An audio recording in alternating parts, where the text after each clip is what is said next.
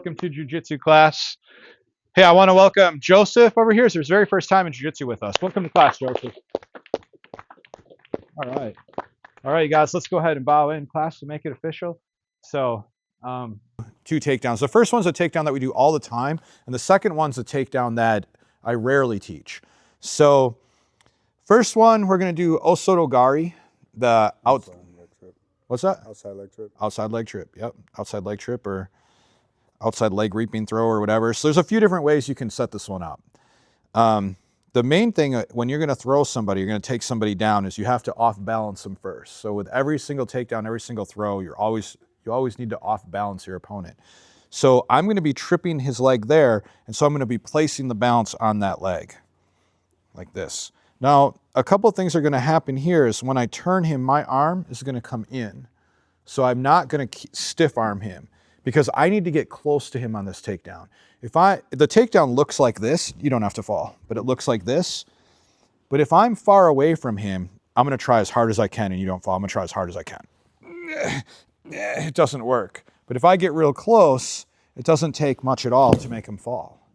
So I have to get close. So because I have to get close, I don't want to stiff arm him.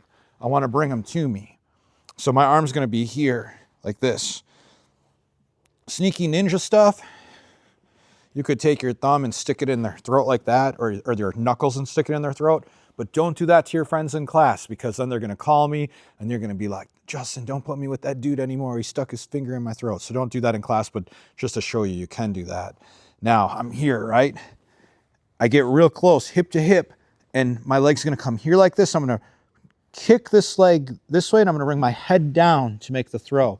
This throw is really easy to hurt somebody on, so you've got to be really careful. Don't throw them too hard, nice and easy. Keep control of this arm when they fall, so you have control of that. You never want to take a situation where maybe we're like in a fight and he throws something at me and I take him down, and then I let go of him and he comes back up, and now it's going to be twice as hard to take him down because he's expecting the takedown. So if you take somebody down, you're going to hold on to him. Don't bounce each other's heads off the mats today, please, but just take each other down nice and easy. Okay, all right, guys, ready? Okay. There's a few different ways to do this takedown, and we're going to do it a real simple way. So what's going to happen is when he takes a step, so let's step back. When he steps forward, before he puts his foot down, I'm going to sweep it out from him, right? Were you here this morning when we did that scene, or did I do that before you got? I did that before you got there. So I love this takedown. When you hit it on somebody, you feel like a ninja, right? So the basic idea is that when I pull him, he's expecting his foot to touch the ground right there. So as I'm pulling him, he believes that foot's going to touch the ground. But what happens is as I pull him, I take the foot from him before it touches the ground. And so he goes to set down and whoosh, he goes flying, right? The timing on this one is so crucial, because if you wait, then you come here, and then what happens is people end up like muscling into this one. They go wham, and they just end up smashing each other's ankles, right? And that's not really the way the technique should be done. It's very subtle and very sneaky. So I like to practice it like this, to step forward and back, and then get the timing of it as he's coming forward. I take it from him like that.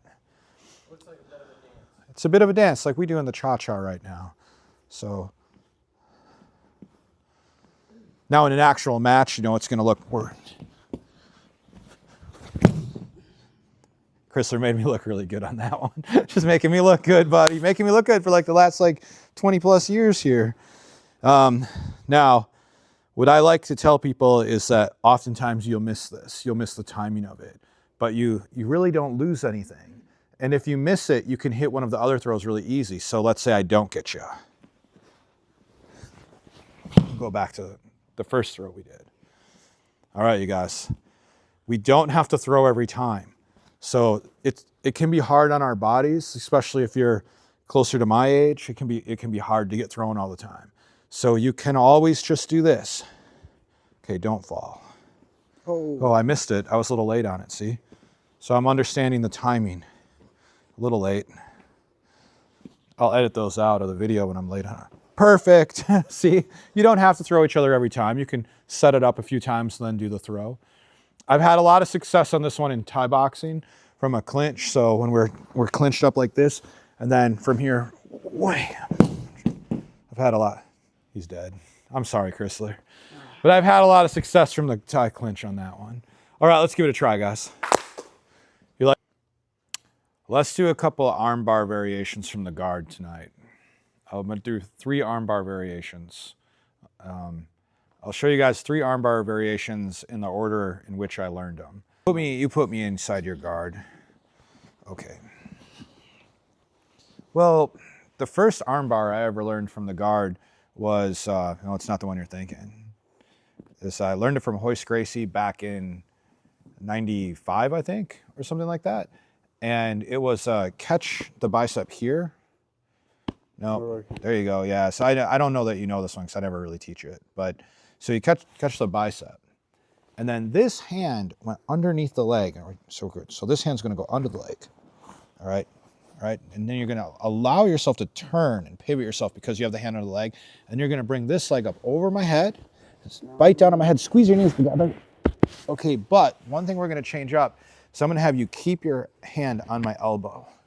So his hand's going to stay right on my elbow. This one's going to come under. Right? Come over. Oh, and then, okay. It's so close, Chrysler, you're so close, but I want you to keep your hand on my elbow. So you feel my arm break right in the palm of your hand.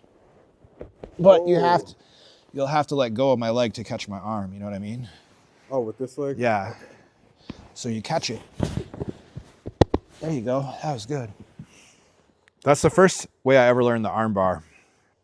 Second way I learned the arm bar. Oh, Scene's gonna do this one. Yeah. I know you know it. You both know. Oh yeah, sure. Second way, so he grabs my bicep. He goes under my leg. That helps him turn, and then and you can feel, you'll feel their palm break right in, or their arm break right in your palm. You don't actually, it's like a pop, and then we know, and then it's like a crunch, and then it's all goes loosey-goosey, and then they're screaming and stuff, and you got it. My favorite way to teach the armbar Scene is, I think they call it like the 6-step armbar or something like that, 6-point armbar. Right? I think this is my favorite way to teach it. And this is on our curriculum, is to break the grip, trap the arm, and then this hand comes to the shoulder. This prevents me from sticking I can't put my head down, because if I came here now, he can't get his leg over my head to armbar me. But if he does this, now I can't put my head down. Now he puts the foot on my hip and he pivots his body, and then he brings the leg over. It's all about getting a pivot so you're at a 90-degree angle and then raising your hips to do the arm bar, right? And then the MMA version. Chrysler, have you do the MMA version to me. No-gi or MMA version, and Chrysler, I don't know if we've trained this anytime recently, but it's really a lot of climbing your legs up. So you start to climb your legs. See, he's climbing his legs. And now I'm stuck. Like he climbed his legs up to the point where I can't move. And now he just pops his leg over. That was crazy tight, you guys. Oh my gosh. Okay, so let's do that again. Ready? So he starts to climb his legs, and now I'm stuck. You got it. That's the MMA version. And then it is your very first day in class, armbar, and you have no idea what just happened, right? So we always have people every night in class. We have new people in class every night. The easiest thing to teach a brand new person in class on how to do the armbar is the double armbar. Even though because it's double, it seems like advanced, it's not. You just grab their arms, you bring the legs to their shoulders, and okay, good, you got it. Perfect, the double armbar, right? So brand new people in class, double armbar. If you're getting ready for like belt colors, blue belt and beyond, you should have all 3 of those other arm bars down. Does she look like this? What's happening? Oh, this one, yeah, that's one. That's one. This is 2. No-gi version or MMA version. Oh no, that's double armbar. That's 4. Oh, yeah. No. Oh yeah, the climbing. Climb. Yeah, tight. And then double armbar. We got 4. Many ways to break someone's guard or arms from the guard. So I show a lot at once, but I have people here who've been training for a really long time that can hit all 4 of those and you'll learn something. And I have other people where you're just gonna do the double arm bar and that's it. Okay, ready guys? Here we go. All right, bring it in guys. Here, come switch this a little bit, buddy. Okay, so now I'm inside Paige's guard. So I wanted to teach guard passes tonight, but man, new people in class and guard passes is so boring, right? Really important, but boring. So new people, you show them a guard pass, they're like, I don't know what I'm doing, right? This doesn't make sense. But let me just show you guys that if I'm here, just real basic, if my arms start to come up on Paige, higher than his sternum, it makes it easier for him to armbar me. If I'm grabbing his head, if I'm going for shoulder locks, if I'm choking him here or whatever, it's easier for him to armbar me. So I want to stay back like this to make it harder for him to armbar me. For him to catch me in an armbar, it's beneficial for him to break my posture. If my arm bends like this, it's easier to armbar me, right? So go ahead and do the armbar to me here. So with my posture broken, it was easy. With my posture not broken, now try to armbar me without breaking posture. My elbow's in the wrong place right now. My elbow's way up there and he can't catch the armbar. So the first thing I'm gonna do is keep a good posture. I always like to tell people I don't have to look at my opponent here. I know my opponent's there. The second I do this, my posture's already broken. So I'm gonna be up nice and tall here with a good posture. And whether he opens his legs first or I open his legs for him isn't gonna matter. As soon as his legs open or I open his legs, I'm gonna bring my knee up and my elbow to my knee. Even if there's no uniform or clothes for me to grab, I'm still gonna come here. Now it's gonna be really hard to armbar me, right? So it's hard to do much to me now, right? It's gonna be hard to armbar me or hard to choke me. I'm too far away. So, and this leg here is controlling the leg here. So my knee is right here controlling his leg. And if I'm lifting his legs up a little bit, I'll dive my arms underneath like this and just come to the side to pass the guard. If I do this and his legs go low and he wants to attack me this way, then I'll start to go over to pass the guard. I'm specifically not doing a lot of details because we've got some new people in class. I think these are great details. Well, so I'm doing some good details, eh? Okay. So what I'm saying, Yeah. because one thing I noticed that I was gonna say that you just pointed out was that we do generally sometimes just go straight up, pop up right in between the legs with the knee.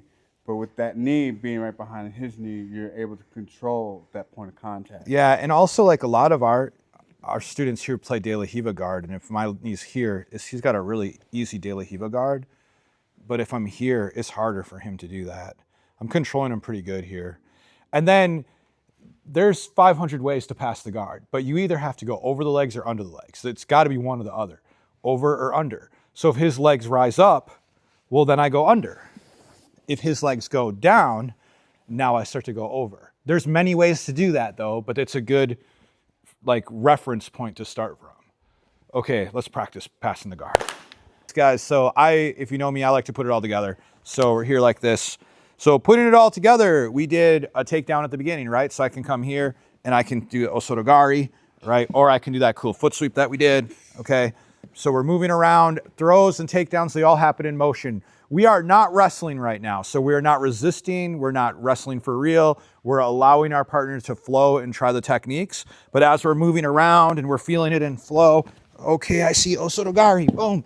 All right, now what's gonna happen is he's got to regard. So he chooses to regard me. So when he regards, now I'm here like this. Now, if I wanted to not even allow him to close his legs and I just wanted to come right to here before he even did the full guard, I could start to pass. But I want him to practice an armbar, so we're gonna let him practice an armbar. Whichever one you want. So he's gonna get practice on the armbar.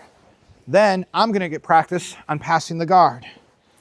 Oh, sorry, Chrysler, pressure pass. All right, then we come up, and then the other person throws, and we do it again. All right, ready, guys?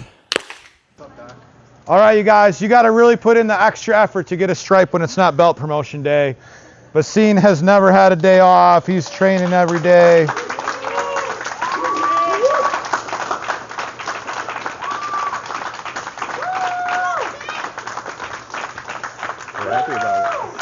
Just letting you know I recognize it, Scene. Good work, buddy. You were being seen. right, guys, let's bow. All right, be respectful of these high fives or I'll take them away again, Chrysler. One, two, three.